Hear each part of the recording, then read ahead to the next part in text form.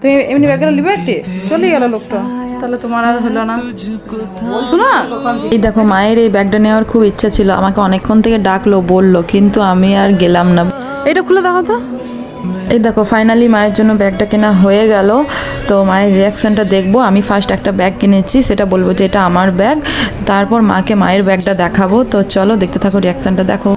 এই ব্যাগটা মা দেখে এলো, ঠিক আছে, বাইরে দিয়ে আমাকে এসে বলছে যে দেখ কত সুন্দর ব্যাগ এসেছে, একটু অল্প অল্প কাপড় নিয়ে যাওয়ার জন্য বেশ সুন্দর।